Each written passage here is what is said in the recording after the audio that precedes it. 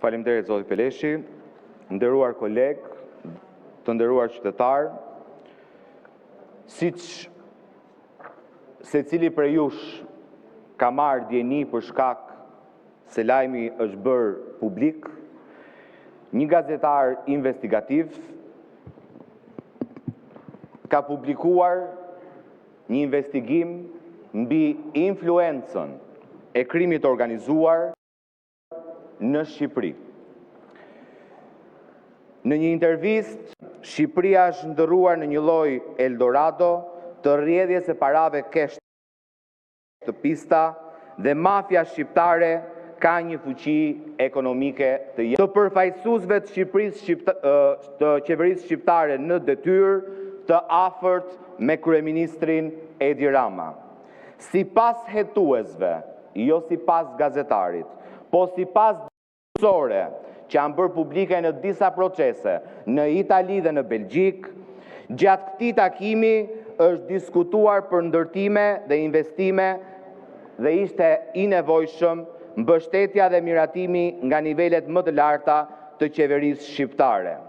Në qendër të këtij skandali qëndronte një prej individëve skeduar jo thjesht në Shqipëri, po në të paktën 5 vende perëndimore, përfshirë Shtetet e Bashkuara të Amerikës dhe sigurisht përfshirë edhe Italinë, që ishte shtetasi Artur Shehu. Për këtë arsye, një grup deputetësh kërkua një interpelancë me kryeministrin e Shqipërisë, i cili sipas nenit 80.1 të Kushtetutës Republikës Shqipërisë nuk e ka zgjedhje, po e ka detyrim për të ardhur dhe për të dhënë llogari Kuvendit të Shqipërisë. Kishim bërë disa pyetje thjeshta dhe në fakt jam i shokuar nga përgjigjja e kryetarit Kuvendit dhe u ta shpjegoj pse. Kundër të tjera i kërkonim informacion kryeministrit nëse shtetasi Artur Shehu i skeduar nga drejtësia e të paktën 5 vendeve, si kreu i një organizate të rrezikshme kriminale, ka përfituar apo jo leje, licenca, procedurat prokurimit publik apo koncesione në Republikën e Shqipërisë. Dhe ndër të tjera i kërkuam shpjegime kryeministrit se çfarë masash ka marrë kryeministri si drejtues i Këshillit Ministrave për të parandaluar që krimi organizuar të kenë ndikim të ndjeshëm në ekonominë shqiptare, apo të mos dëmtoj konkurrencën e lirë në treg, siç citonte edhe raporti i fundit i Departamentit Amerikan të Shtetit. Dhe çfarë thot kryetari i Kuvendit të Republikës Shqipërisë, nderuar koleg, numri 2 i shtetit shqiptar. Kryetari i Kuvendit, pasi ka bërë një rezume gjysmëfaqe të asaj që ne kemi kërkuar, në gjysmën tjetër të faqes na thot se kërkesa juaj për informim sapo atë çështje që unë citova nuk përbëjnë aspekte të rëndësishme të veprimtarisë së Këshillit Ministrave. Që opozita ka thënë prej kohësh tashmë që lufta ndaj krimit organizuar nuk është prioritet i kësaj qeverie. E kundërta është prioritet. Ulja e përfaqësuesve të krimit organizuar në karriget e ministrave.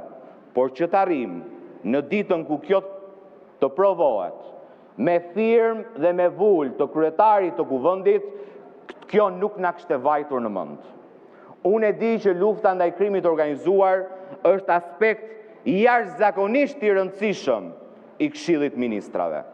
Nëse ju keni shpallur, sipas kësaj shkrese, aleancë zyrtare me krimin organizuar, dhe faleminderit që e pranoni zoti kryetar i Kuvendit, tu ka rënë shteti. Do ishte më e ndershme që thonit që po Edi Rama vazhdon traditën e shkelësit të ligjit që i friksohet përballjes në Kuvend dhe fshihet nga llogaridhënia. Dhe ka arsye dhe unë do t'i shpjegoj sepse është fshehur sot nga ky Kuvend. Cili nga ne këtu nuk ka dëgjuar që shtetasi drejtuesi një prej karteleve më të rrezikshme drogës në botë, shtetasi Artur Shehu, është tashmë në kërkim në disa vende. i vetmi vend ku nuk është në kërkim, përkundrazi, hyn dhe del lirshëm në çdo zyrë të shtetit, është Republika e Shqipërisë. Me paratë e trafikut drogës, siç thot në fakt investigimi i kryer nga gazetari italian në takimin e Arubës, u ra dakord dhe takimi bëhet fjalë për vitin 2020 për t'ia sqaruar opinionit publik, u ra dakord që ky grup kriminal do të pastronte paratë e pista përmes investimeve në Shqipëri. Dhe kryeministri do duhet vinte këtu dhe të na thoshte, ka ndodhur apo jo? Se i cili prej kolegëve të mazhorancës duhet pyesi sot, na thuaj, ka ndodhur apo jo? Çdo qytetar i Republikës së Shqipërisë do duhet pyesi sot, ka ndodhur apo jo? Për fat keq po. Ka ndodhur. Me firmë të Edi Ramës. Dhe ky është dokumenti. Me vendimin numër 29 të datës 14/12/2022, Këshilli Kombëtar i Territorit, i kryesuar nga kryeministri Edi Rama, s'ja ka lënë Belindës sa herë me firmos. Ministra e Linjës, famosja Mirela Kumbaro, dhe nga drejtoresha e Agjencisë Përkatëse, ka pajisur me leje ndërtimi për objektin Godin me funksion shërbimi në shëtitoren bregdetare në fushën e sportit drejt tunelit, Bashkia Vlorë me subjekt zhvillues shoqërinë Allenis SHPK. Do thoni ju, ku është Artur Sheu, se që ka kompani. Shkojmë në QKR. Kush është pronari i kompanisë që me firmë të Edi Ramës, si kryetari i Këshillit Kombëtar të Territorit, ka marrë leje ndërtimi në një zonë ku vetë kjo qeveri kishte thënë që s'ka ndërtime, se do shtrihet lungomare nga fillimi deri pas tunelit. Dhe po të shkoni sot atje, i vetmi ndërtim që e prish të rregull është ndërtimi i kompanisë Allenis SHPK, 100% në pronësi të Artur Sheut, njeriu që ka takuar përfaqësues të Edi Ramës për të marrë leje ndërtimi dhe për të pastruar para në Aruba. Ky është dokumenti. 100% në pronësi të zotrisë në fjalë. Dhe nuk kam mjaftuar vetëm kaq. E kam projektin aty. Më gjeni një ndërtim, se thot hapësira publike, i ka dhënë leje të futet në det. Ka bërë pistë madhore të futjes në det. Dhe nuk mjafton vetëm kaq.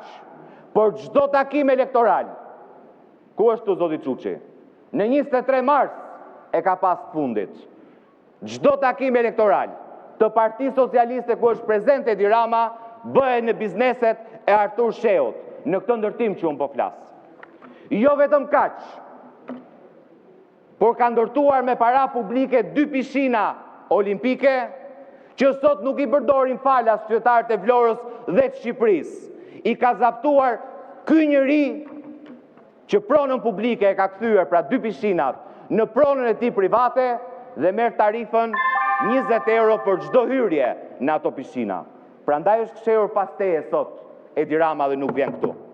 Sepse me firmë të tij direkte, siç thot investigimi i gazetarit, ka pajisur me leje ndërtimi një person të skeduar si kreun e kartelit, një karteli ndërkombëtar të drogës, një nga më të fuqishmet në kërkim në Shtetet Bashkuara të Amerikës, në kërkim në Itali, në kërkim në vend.